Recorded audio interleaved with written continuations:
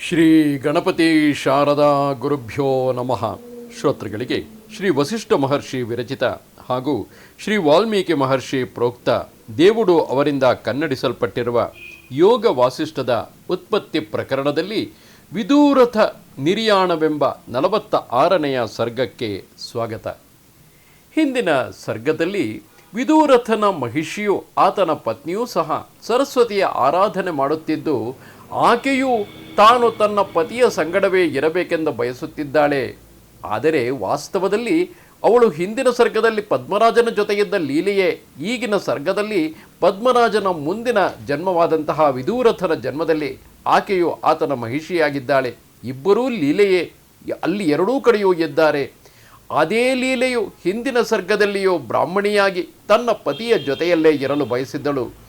ಇದು ಹೇಗೆ ಸಾಧ್ಯವೆಂದು ಲೀಲೆಯು ಕೇಳಿದಾಗ, ಎಲ್ಲವೂ ಜೀವನ ಚಿದಾಕಾಶದಲ್ಲಿ ಸಂಭವಿಸುವ ಸಂಕಲ್ಪದಂತೆಯೇ ನಡೆಯುವುದೆಂದು, ಆ ಸಂಕಲ್ಪಕ್ಕೆ ಅನುಗುಣವಾಗಿಯೇ ಫಲ ನೀಡುವುದಷ್ಟೇ ದೇವತೆಗಳ ಕಾರ್ಯವೆಂದು, ಆದರೆ ಆ ಸಂಕಲ್ಪವು ಕೇವಲ ಚಿಚ್ಚಕ್ತಿ ಸ್ವರೂಪಿಣಿಯಿಂದ ಮಾತ್ರವೇ ನಿಯಂತ್ರಿಸಲ್ಪಡುವುದೆಂದು ಸರಸ್ವತಿಯು ಹೇಳುತ್ತಾಳೆ.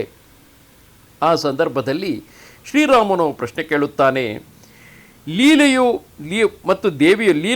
ಇತರ ದೇವಿಯರು ಆ ಮಹಿಷಿಯು ಅರಮನೆಯಲ್ಲಿ ಮಾತನಾಡುತ್ತಿರುವಾಗ ಕುಪಿತನಾಗಿ ಅರಮನೆಯಿಂದ ಹೊರಗೆ ಹೊರಟು ಹೋದ ವಿದೂರಥನು ಏನು ಮಾಡಿದನು ಎಂದು. ಆಗ ವಸಿಷ್ಠರು ಹೇಳುತ್ತಾರೆ, ವಿದೂರಥನು ನಕ್ಷತ್ರಗಳಿಂದ ಕೂಡಿದ ಚಂದ್ರನಂತೆ ದೊಡ್ಡ ಪರಿವಾರದೊಡನೆ ಕೂಡಿ ಅರಮನೆಯಿಂದ ಹೊರಟು ಕವಚಾದಿಗಳಿಂದ ಸನ್ನದ್ಧನಾಗಿ ಹಾರಭೂಷಣಗಳನ್ನು ಧರಿಸಿ ಜಯ ಜಯ ಎಂದು ದೊಡ್ಡದಾಗಿ ಹೊಗಳಿಸಿಕೊಳ್ಳುತ್ತಾ ದೇವೇಂದ್ರನಂತೆ ಹೊರಟನು. ಯೋಧರಿಗೆ ಆಜ್ಞಾಪಿಸುತ್ತಾ ದೇಶವು ಹೇಗಿರುವುದೆಂದು ಕೇಳುತ್ತಾ ವೀರಗಣಗಳನ್ನು ಅವಲೋಕಿಸುತ್ತಾ ರಥವನ್ನು ಏರಿದನು. ಆ ರಥವು ದೊಡ್ಡ ಬೆಟ್ಟದ ಶಿಖರದಂತಿದ್ದು ಮುಕ್ತಾಮಾಣಿಕ್ಯ ಖಚಿತವಾಗಿ 5 ಪತಾಕೆಗಳನ್ನುಳ್ಳ ಆಕಾಶ ವಿಮಾನದಂತೆ ಉತ್ತಮವಾಗಿತ್ತು. ಚಕ್ರಗಳಲ್ಲಿಯೂ ಸುತ್ತಲೂ ಇರುವ ಭಿತ್ತಿಗಳಲ್ಲಿಯೂ ಹೊಳೆಯುತ್ತಿರುವ ಚಿನ್ನದ ಮೊಳೆಗಳನ್ನು ಹೊಡೆದಿದ್ದರು. ಮೇಲೆ ಕಟ್ಟಿರುವ ಮುತ್ತಿನ ಸರಗಳು ಒಂದಕ್ಕೊಂದು ತಗುಲಿ ರಣರಣವೆಂದು ಸೊಗಸಾಗಿ ಸದ್ದು ಮಾಡುತ್ತಿದ್ದವು.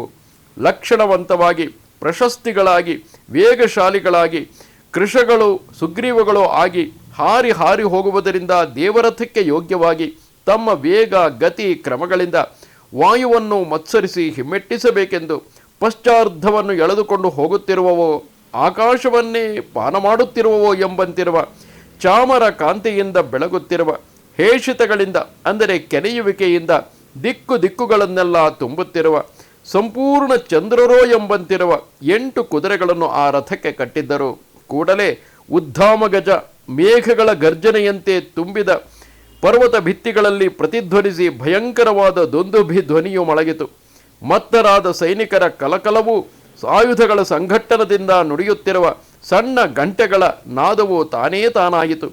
ಧನುಸ್ಸಿನ ಚಟವು, ಶರಗಳ ಸೀತ್ಕಾರ ಗೀತವು, ಒಬ್ಬರ ಮೈ ಒಬ್ಬರಿಗೆ ತಗಲುವುದರಿಂದ ಪುಡಿಪುಡಿಯಾಗುವ ಕವಚ ಸಮೂಹದ ಝಣವು, ಜ್ವಲಿಸುತ್ತಿರುವ ಬೆಂಕಿಯ ಠಣತ್ಕಾರವು, ನೊಂದವರ ಅಳುವು, ಭಟರು ಒಬ್ಬರನ್ನೊಬ್ಬರು ಕೂಗಿ ಕರೆಯುವ ಕೂಗು, ಸೆರೆಸಿಕ್ಕಿದವರ ವಿಕಾರ ರೋದನವು ತುಂಬಿಹೋಯಿತು. ಈ ಧ್ವನಿಗಳೆಲ್ಲವೂ ಸೇರಿ ಅಶೇಷ ಬ್ರಹ್ಮಾಂಡ ಕುಹರವನ್ನು ಶಿಲೆಯಂತೆ ಘನವಾಗಿಸಿತು. ದಶದಿಕ್ಕುಗಳನ್ನು ತುಂಬಿ ಭಯಂಕರವಾದ ಆ ಧ್ವನಿಯು ಘನವಾಗಿ ಕೈ ನೀಡಿದತ್ತ ಹಿಡಿಗೆ ಸಿಗುವಂತಾಯಿತು. ಆಗ ಭೂಮಂಡಲವು ಆಕಾಶಕ್ಕೆ ಹಾರಬೇಕೆಂದುಕೊಂಡು ಸೂರ್ಯನ ಮಾರ್ಗಕ್ಕೆ ದೊಡ್ಡ ಅಡ್ಡಿಯಾದ ಧೂಳಿನ ರೂಪವಾಗಿ ಮೇಲಕ್ಕೆದ್ದಿತು. ಅದರಿಂದ ಆ ಮಹಾಪುರವು ಮುಚ್ಚಿಕೊಂಡು ಗರ್ಭವಾಸದಲ್ಲಿ ಇದೆಯೋ ಎನ್ನುವಂತಾಯಿತು. ಯೌವನದಿಂದ ಮೂಢತ್ವವು ಮತ್ತು ಘನವಾಗುವಂತೆ ತಮಸ್ಸು ಇನ್ನೂ ಘನವಾಯಿತು. ಹಗಲಿನಲ್ಲಿ ತಾರಕೆಗಳು ಮರೆಯಾಗುವಂತೆ ದೀಪಗಳ ಗುಂಪುಗಳು ಎಲ್ಲಿಯೋ ಮರೆಯಾದವು. ರಾತ್ರಿಂಚರ ಭೂತ ಸಂಘಾತವು ಕುಣಿಯುತ್ತಾ ಸೈನ್ಯಕ್ಕೆ ಬಂದವು. ದೇವಿಯು ದಿವ್ಯ ದೃಷ್ಟಿಯನ್ನು ಕೊಡಲು ಆ ಇಬ್ಬರು ಲೀಲೆಯರು, ಅಂದರೆ ಹಿಂದಿನ ಪದ್ಮರಾಜನ ಪತ್ನಿಯಾಗಿದ್ದಂತಹ ಲೀಲೆಯು, ಈಗಿನ ವಿದೂರಥನ ಪತ್ನಿಯಾಗಿದ್ದಂತಹ ಲೀಲೆಯು, ಮತ್ತು ಆ ಕುಮಾರಿಕೆಯು ಆ ಯುದ್ಧವನ್ನು ನೋಡಿದರು. ಆಗ ಅವರ ಎದೆ ಒಡೆಯುವಂತಾಯಿತು.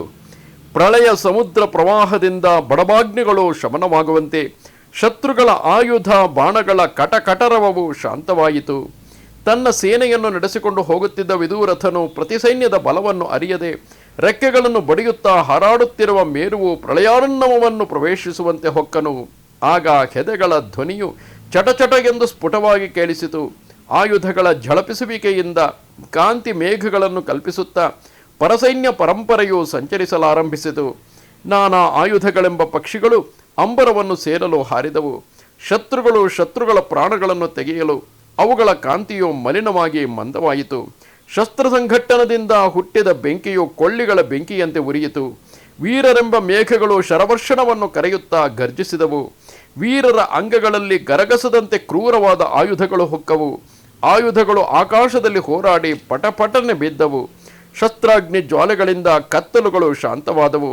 ಸೇನೆಯೆಲ್ಲವೂ ಹೊಸ ಬಾಣಗಳೆಂಬ ಅಪೂರ್ವ ರೋಮಗಳುಳ್ಳವಾದವು.